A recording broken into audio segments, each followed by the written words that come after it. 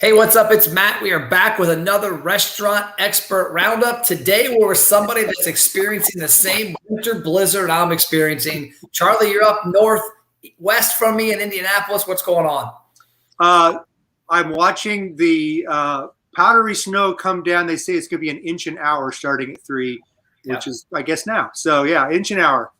Yeah, so we're in the middle of that as well. So I guess introduce yourself to the audience. Tell them who you are. Tell them a little bit about this book and about your background. My name is Charlie Hopper. I am a writer and a principal at Young & Larimore Advertising, where for almost 2 decades, we cared where people ate and became accidentally somewhat expert on this mysterious thing of restaurant advertising, which is not like marketing. It's not like any of the other marketing situations because everything's a variable and it just makes it fascinating. And so we became fascinated and learned a lot about it. And so in around 2013, I wrote this book called Selling Eating, that restaurant marketing beyond the word delicious, because you can't just tell people what to think. And it's just a kind of comprehensive look at the things that Young & Larimore as a group learned, and I was kind of the book kind of makes me the spokesperson. But like most organizations, the knowledge is kept in many minds, and we just kind of put this book together, and we're making a second edition of it. I think it'll be fun to put in new examples and stuff, but a lot of the principles are going to remain the same, I think, except in the realm of digital, which then is kind of what you are a vital link in that chain right now. Well, and it's funny how it all connects, because if you wouldn't have told me this was written in 2013, I wouldn't have really thought about the year, because some of the examples to me I relate to because I'm 44 and I remember those 10, 15 years ago. But at the same time, the tactics are the same. Like, there's now more than ever, there's a better way to sell food with eyes than some of the other ways people did. Yeah. And so many opportunities to interact with people and I was watching videos getting ready for this, kind of little reconnaissance kind of maneuvers. And one of your other guests was talking about this. It's maybe the main thing I have to say, which is, why does your restaurant exist? And as soon as you understand that, and your other guest was talking about Starbucks being the third place and how they understand that they're the third place, now everything they do can come from that understanding. And maybe they're lucky in that they had such a well enunciated idea, and maybe it's going to be a little harder to enunciate that sort of a reason to exist for maybe a restaurant type that there are many similar, but every restaurant has a reason, or else they shouldn't probably exist. And as soon as you understand that, and then now you can start, I think about the social feed being such a burden, because I've had to work on the social feeds, and coming up with something fresh all the time is just wearying. Yeah. It's really almost inhumane to ask people to do that, and yet they do it, and we have to all figure out how we're going to approach it. And if you understand what you're doing and what kind of place you are and how you talk and why people are interested, and it's coming up with the next innovation, coming up with the next promotion, all these things become a little less daunting because you know who you are. It's funny what you mentioned that, because that was the first thing I had charted in here, and I had a banner. You've seen the video, "Do You Even Lift?" Have you seen that before? Probably. Well, I've heard people reference it, yeah. Well, it's funny because the guy literally has a chart, and he's like, "Do you even lift? Do you go to this type of gym? Wrong. Go back to the beginning. Do you lift?" And it all goes back to this concept. And was yours talks about the same thing, yes or no? Should your restaurant exist? Maybe it shouldn't exist. And what I kind of thought about, I wrote a note in here when I was reading this part of the book, is that I always ask clients 3 questions, because the basic part of what happens for me in marketing is that there's 3 ways for a restaurant to succeed, thrive, not just survive. It's to attract new customers, it's to bring people back, and it's to re-attract lost customers. Yeah. And so when I ask clients all the time, I'm like, okay, the number one missing component in my world I see is that people don't have the data of the people in those three categories. But then clients always ask, well, Matt, if somebody comes in one time, how do I know they're going to come back? And I ask three simple questions. Does your food suck? Does your service suck? Does your atmosphere suck? And like when I was looking at this, it talked about some of those elements in so many words about the atmosphere, about the food, about the experience, because that's what a lot of people, I think, fail to really dig deep into about why they exist within those elements. It sounds a little bit mean to ask the question, especially the way I'm asking it, because I'm trying to make the book kind of fun. Yeah. And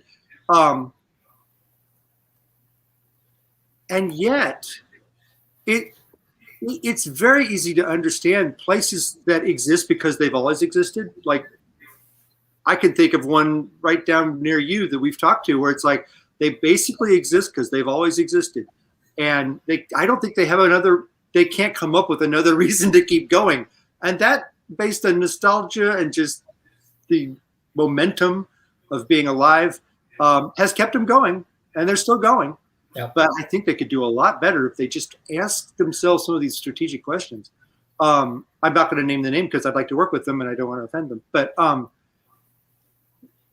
the whole point of, I enjoy this, so I think others will, or I believe in this, I just have to get that across, doesn't really answer all these hard questions of, is someone else doing it?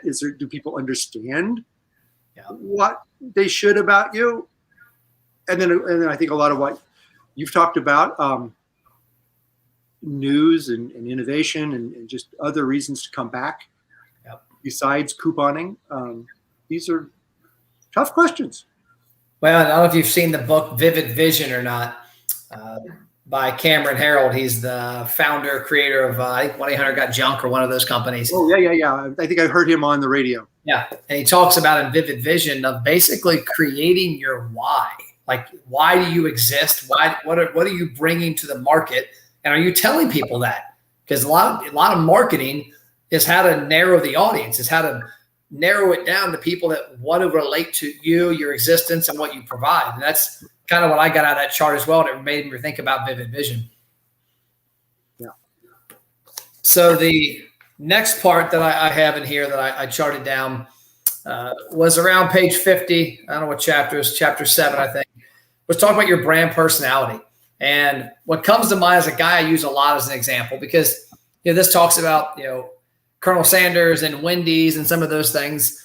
But to me, I think that gets missed by a lot of local restaurants. Like, there's a restaurant I use an example all the time. His name's it's Fatty Smokehouse. It's in Moore, Oklahoma. It's a one location mom and pop barbecue restaurant. It's owned by Brian Picard, Mark Picard, and Brian's wife, Catherine. And Brian is the personality. He goes live every week, sometimes a couple times a week. He always addresses Fatty Nation. He is the one that's what it's cool. Before this book, when this book was written, there wasn't Facebook Live. There wasn't some of those elements that a mom and pop couldn't create a personality like that, like they can now. But Brian does a great job of going out there and telling his story and making himself relatable, because I think that's why what you're talking about in this chapter. I remember the Where's the Beef Lady. I think she was from like Ashland, Kentucky, that Wendy used back in the early 80s probably. Mm-hmm. But people related to that person. Talk about the importance of your restaurant having a personality. That is one of the few things that you can have that's proprietary. Clearly, certain recipes, certain preparations, secrets like that are the other thing you can have that's proprietary. But how you talk and what you say and what people expect versus what you do, you're in control of that. And like the guy you're talking about is a personality. And that's how we relate to brands. We relate to brands as if they're people. And we have just a reaction to when I wrote the book, it was before the Colonel kept changing out different comedians like that. Some people despise that. Some people are indifferent. Others are engaged. We're responding like people to that campaign as if it were a person. And so they're creating a personality that you are either you feel like that's one they get you and you're one of them, or you're not. Yeah. If you think about it like that, a person isn't boring, for one thing, doesn't talk like everybody else. If somebody speaks to you like everybody else, you're immediately disinterested at a party or wherever. So you want to have something distinct. You want to have something that doesn't change all the time. That's consistency. So, I mean, as soon as somebody starts talking differently than they talked last time you were with them, as a personality, that seems alarming. So we do it in advertising campaigns. And if one of my very favorite example of a great branding personality campaign is that when Arbys campaign. Where's the beef? Or no, what Arbys? 5 for 5. We've got the meats. We got the meats. Yeah. Geez, what a wonderful example of understanding who they are, why they exist, and then communicating in a personable way that makes you believe it. It's funny to think about how Jon Stewart, who is now kind of ancient history for all the pre-Trump era, used to make fun of Arbys all the time. That was his go-to punchline, and everybody just went with it because all the campaigns that Arbys had been doing up to that time just felt like advertising, just like blah blah blah. We hired some mad guys to say some things, and when he made jokes about Arbys, people just laughed and got it. It's fake food. Was the premise. All they had to do was like completely understand that of all the fast food options, nobody really cares as much as them about the actual protein. And their campaign, it didn't write itself. They had talented writers, but it was clear what they should do. Everything that they did was about how important the meats are to them. And all the humor kind of just came from that for years. I'll be interested to see where they go next, because it feels like it might have reached a point where they've said it so long that we kind of get it. It might be time to say something new. And I think you see them trying that. They brought in the Bob's Burgers voiceover guy to do some ads. They're trying different ways to get at this. But the fundamental concept drove everything. And then they brought their personality on top of that. And they understood where to take it. Yeah, and I think that's a key component is like not looking like everybody else. I remember Hardee's, and I don't see Hardee's around here much anymore, but years ago, Hardee's came out and bucked the trend. All their commercials talked about how the food they had isn't good for you, but you love it. And it was talking about giant helpings, giant servings. Yeah. You know, they highlighted what everybody was hiding from. Yeah. And I read an article from somebody within that campaign, and also a guy that owned a chain of gas stations that when you walked in had giant signs like the guilty area. Yes, this is 700 calories. Yes, this is 40 grams of fat. When somebody walks in my gas station and grabs a Three Musketeers and a Mountain Dew, they're pretty aware that they're not grabbing a granola bar and a water. He's like, so there's no reason hiding it, bring it up. And I think that was key. But one thing to me, when I think about that too, is a lot of you deal on the creative, bigger side. I deal on the non-creative, but smaller side. But I always tell people what's unique when I read this book is that the tools that these brands like Arbys and KFC were using years ago, the only choice you had was TV, was mass media, was TV, was radio, or billboards. And a Fatty's Barbecue in Moore, Oklahoma couldn't afford it yet. Now you look at the advent of what social media has brought to the table: Instagram, TikTok, Snapchat, LinkedIn, Facebook, YouTube. None of it costs money to start telling a story. And it gives you that ability to be that person. Because what I've always told people, and I find this to be true in the research we do on a local level, is that people identify with Colonel Sanders or with these different personalities in the brand. Back when Jared was big with Subway for your way, a whole other PR nightmare at the end of that. But they can relate to that because it's pounded in their head with so much money. But when you're a local restaurant, everybody assumes you're some national chain, that there's nobody locally. When in fact, if you are Patrick Harder and you own the Dickey's Fairfield, that you can talk about how you go to church down the street, how your kids play sports, and how you're in the community, that you can kind of create your own little celebrity. Yeah. Well, there were franchisees that we worked with who would do that within the context of the larger chain.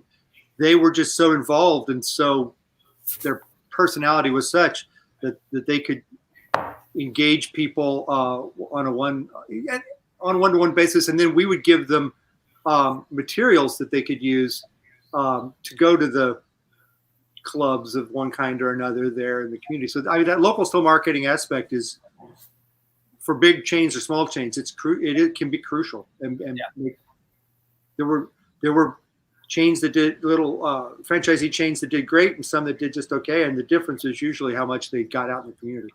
Yeah, I agree. So last part I wanted to bring up, chapter 11 talks about food photography, talk about people are visual first. And there's a brand in Cincinnati. I've said this a million times. It's called Grader's Ice Cream. I don't know if you've ever been involved with it or not, but amazing ice cream, the best I've ever had. And I've always said, like, we did some stuff for them a long time ago when I worked in radio, and I also knew some guys with another brand, UDF, was pretty similar. I said, at the end of the day, I don't go to Grader's because of a coupon. I don't go to Grader's because of your sales advertisement you put out. All I really need to see is a kid licking an ice cream cone. And the minute I see a kid licking that giant ice cream cone with sprinkles on it and chocolate chips, and I think of Grader's, and I call the wife and the kids and we go to Grader's. And that's what I think a lot of people miss on is the picture and the video now, because the video is not covered a ton in here with regards to social media. I'm guessing the new version will have that because that's obviously come about big time in the last 10 years. But that picture sells so much, tells so much of a story. Yep. And the wonderful thing about social media is that you can get your customers to do it. And the fact that it's not a manipulated shot makes it even more appetizing. The fact that it's real. We're so sensitive to recognizing real and not real. And like you were talking about that Hardee's campaign, I remember they would drop down the burger and it would kind of be sloppy. It was beautiful, but it was sloppy and a little drip would come down. They always had that drip come down perfectly. We're just a bunch of barely evolved things that biologically just need to eat and want things because they taste good. And we don't respond to reason. We respond to emotion, and the emotion of how it looks and how we can imagine it being and tasting is way more persuasive. And the only caution on that is just don't look like everyone else and don't look too manipulated to the point where it's phony. Because people can recognize that. People can recognize when it's real and tempting and when it's just artificially presented. Which sometimes that can work if it's something indulgent and you're just reminding them that they love that. Yeah. If you just remind me that I love Grader's, that might be enough. It's just even more effective if you can say, "Oh God, there's nothing like Grader's. Look at I can just imagine that." Yeah, it's the lizard brain. I like talking about the lizard brain. It's in the book where that fight or flight part of us that's just like immediately reacts. And then all of the rest of us thinking, the rest of the thinking we do is just kind of justifying what the lizard brain already decided. No, the part you mentioned earlier too, which is new now, since the book's been out, is user-generated content. I'll tell you a story you'll get a kick out of is we have a national brand we work with on a few of their franchises, and we were launching some initiatives just about 2 years ago. And they had just had like $25,000 in food photography done. They sent us the link to all the assets, and it was great looking food, but it wasn't content that would resonate with Facebook or Instagram. And I said, "Hey, I want to use this picture." We found it on Instagram. It's a photo that a mom took of her son with a barbecue sandwich, sauce all over his face. I mean, it was a great picture. And they said, "Oh no, we got to use this." I said, "Okay, well, I'm just going to give you the long and short. This one's going to outperform that one. Let's do an A/B test. We'll do both of them for a month. We'll go with which one works." And they said, "Okay, great." Yeah. And they said, they were all loved their photos because they just spent $25,000 on the photo shoot. Well, long story short, a month went by and we had a 10-to-1 ROI on the other one, meaning an ROI in my world is engagements that cause people to give me their name, phone number, birthday, and email address.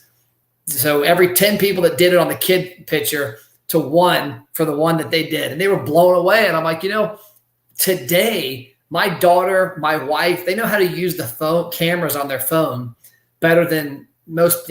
Unbelievable. Like the pictures my daughter takes, I'm like, wow, what'd you take that with? She's like, my iPhone. And I'm like, oh, she knows how to manipulate the filters. And they also get that shot that wasn't, that's what I'm looking for. That wasn't set up. Yeah. It was real. It was the kid taking a picture of it, or somebody like, I got a picture of my daughter with a giant pretzel in her mouth. I got one with me with a wing, and they weren't set up. They weren't practiced or rehearsed. So that's important. What do people in focus groups say they want? They say they just want the information. Don't attack your whatever. They just want information. This feels like you're getting real, honest to God information when you see that photo that someone else took, that the manipulative ad people didn't get involved. And we spent a lot of our time trying to make it not feel like a manipulative ad person got involved. And that just short circuits the whole thing. That makes it possible. And again, if you can just have a clear enough concept, people will play into it. People will take your ideas and play them forward. Yeah. And I'm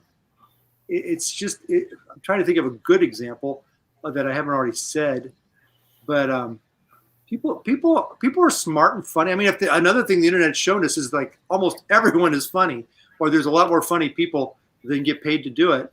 Yeah. And if you just give people something to work with, they'll work with it. Yeah. It just has to be kind of feel sincere and feel believable and feel like it is real and not just something you want them to think. Because that's another big point that I'd like to make everybody believe, which is you can't tell people what to think. I can't tell you what to think. Nobody can tell you what to think. And that's what a lot of advertising is, just going out there and trying to do. And maybe they accidentally are funny when they do it and you like them. And then your lizard brain says, I don't know why, I just like them. Or there's a picture that just communicates the whole thing visually and it doesn't really, everything else is blah, blah, blah. But telling people what to think has never worked in real life or in advertising. You've got to assume that people are going to make a conclusion about you based on the evidence they gather from their friends, from visits, from now social media, from things that you are either not controlling, or if you are trying to control, you probably aren't doing a good job. And that's why having a fundamental understanding of everything, then your employees can keep that idea rolling forward. Then the other people who are, auxiliary to you can help promote that idea. And then the people on social media can play around with that idea. We Got the Meats is another good example of that. But restaurants that really understand who they are give people the ammunition to roll forward when they're not there doing it themselves. Oh, cool. I love it. Great stuff. And the books come out again, but I would recommend getting this version. Long enough. Yeah. So how can people reach you? Is sellingeating.com the best way if they want to learn more about you and information about you? I think that site is live because, like I said, the book is now getting to be 7 or 8 years old. Youngandlaramore.com. Youngandlaramore.com. Youngandlaramore.com will have Selling Eating information on it. Okay. And as well as the people you might contact if you care to. Because I'm not 100% sure what's at sellingeating.com, to be honest. It's the book still. It's the book. Okay, good. Well, then that'll have the links to Amazon stuff if you want to go through it that way. And then I also every issue since, I like to say like this, every issue since summer of 2011, I've written an article for Food and it used to be Food and Drink magazine. Now it's Food and Beverage magazine. And we've got a little ebook that we put together of those columns, some of which bear a resemblance to Selling Eating because they predate it. But then I kept going, and so there's new stuff, and we're about to update the ebook with new columns that I've written and stuff like that. So that's another way to go. Great. So I'll stay tuned when we get that, and when I get that one, I'll print it off and it starts off similar to Selling Eating. You kind of got to get partway in before the new stuff comes, and then the new stuff is going to get another batch. But Selling Eating is really the mothership. That's the one to start with. Cool. Well, I appreciate your time. Enjoy the snow up there. Get out and do some snow angels and be safe. Yes. Well, same to you. And thanks for the opportunity to talk about selling eating. It's a fun thing to talk about. You're welcome. I appreciate it. Thanks, Matt.